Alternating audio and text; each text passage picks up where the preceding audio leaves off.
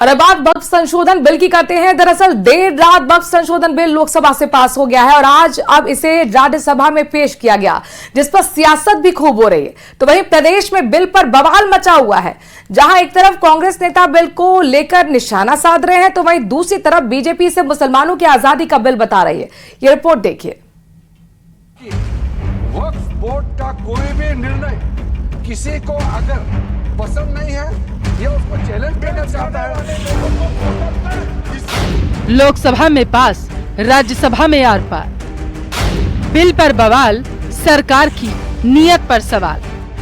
भारी हंगामे और शोर शराबे के बीच वक्फ संशोधन बिल पर आधी रात इतिहास रच दिया गया।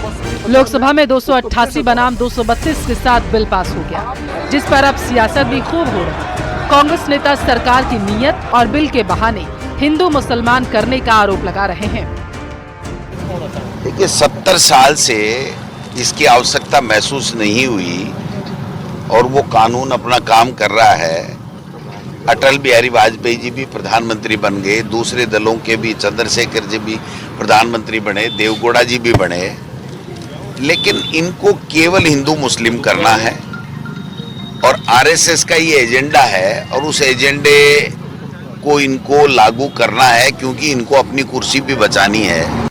उसका मालिक वक्फ राजस्थान की सरकार का एक डिपार्टमेंट है, भारत सरकार का एक डिपार्टमेंट है। वो जमीनें के मालिक भारत सरकार वक्फ कमेटी की जमीनों की मालिक है राजस्थान सरकार। मुसलमान उसको डायरेक्ट नहीं बेच सकता। झूठ बोल रही है बीजेपी अभी तक। तो क्या बीजेपी ये वादा करेगी लोकसभा में कि ये जमीनें बड़े उद्योगपतियों को नहीं दी जाएगी? आप पूरे देश की जमीनें ले लोगे और फिर उन उद्योगपतियों को दे दोगे।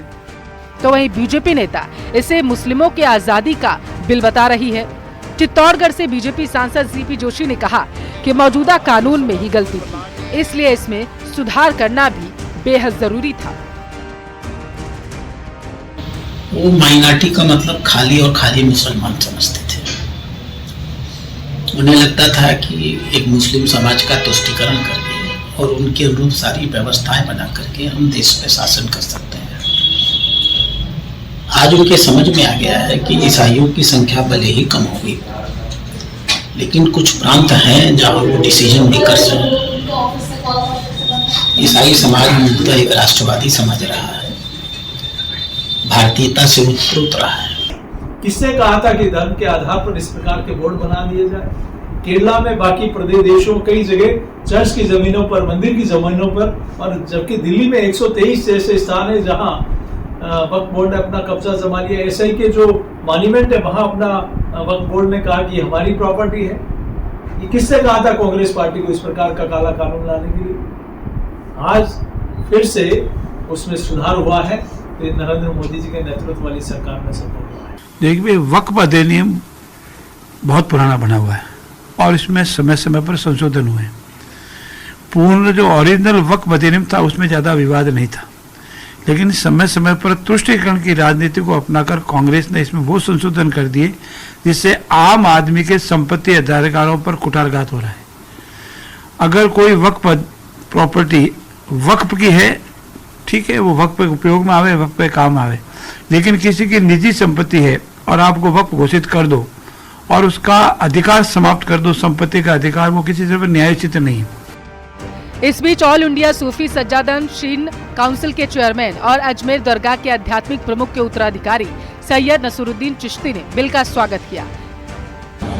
देखिए, बिल्कुल मैं तो कहूँगा ये भारत की डेमोक्रेसी की जीत है और क्योंकि पूरे डेमोक्रेटिक तरीके से ये बिल लाया गया और पूरी चर्चा होने के बाद, सब कुछ सुनने के बाद, बहुत मेहनत के बाद में ये बिल पास हुआ है। मैं इसके लिए भारत सरकार को, मोदी जी को, अमित शाह साहब को और हमारे माइनॉरिटी मिनिस्टर जनाब किरण रिजिजू साहब को बहुत बहुत मुबारकबाद देता हूँ।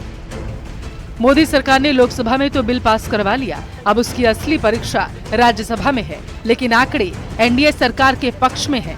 बताते चले कि प्रदेश में 19,000 वक्फ संपत्तियां हैं। ऐसे में जहां एक और विपक्ष पर सवाल खड़े हो रहे हैं, तो वहीं कुछ मुस्लिम संगठन भी इस बिल के विरोध में खुलकर सामने आ चुके हैं। Bureau report, news 18 Rajasthan. वक्फ बोर्ड का कोई भी निर्णय किसी को अगर पसंद नहीं है या उसको चैलेंज करना